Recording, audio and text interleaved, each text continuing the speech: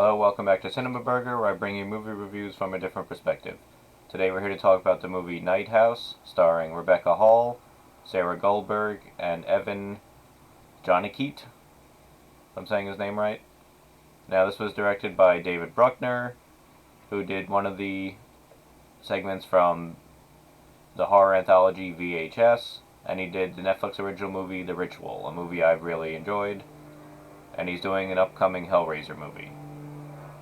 Now, Night House stars Rebecca Hall as a teacher whose husband recently committed suicide in a house that he just built upstate, and she's dealing with the grief and stuff like that.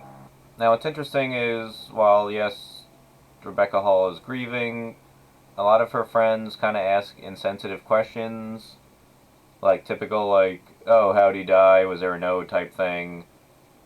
But one or two characters keep apologizing for being insensitive, but they keep doing it. So maybe it's a showing how people are insensitive to people grieving.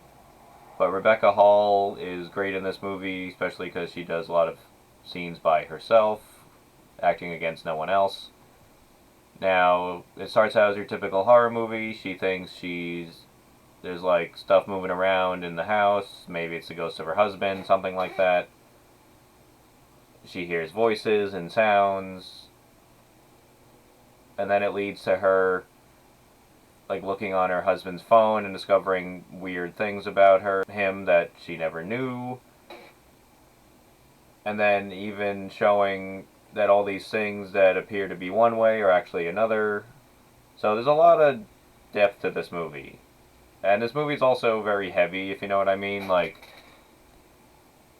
it's not a happy movie, obviously, but it's a lot to take in.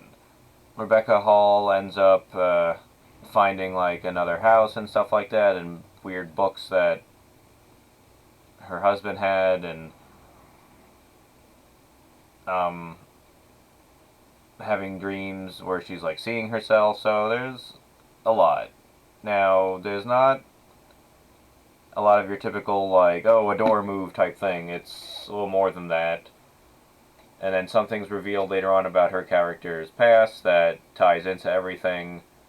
And now the trailer for this movie actually makes it look pretty, like, generic and crappy.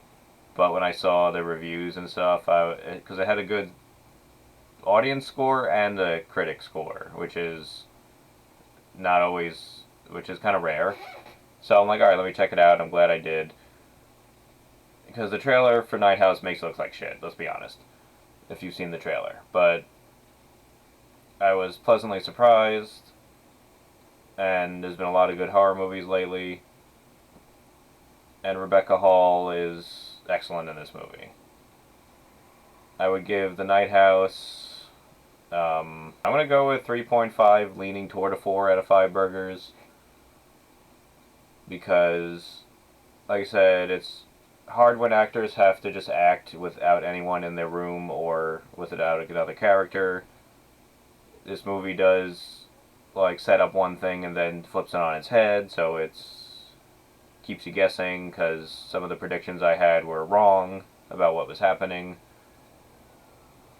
Now, the ending's a little ambiguous, as some horror movies are, but overall, I thought it was very well crafted and written, and I like the director. So yeah, check out The Night House. It's in theaters now. I'm sure it'll be on streaming soon.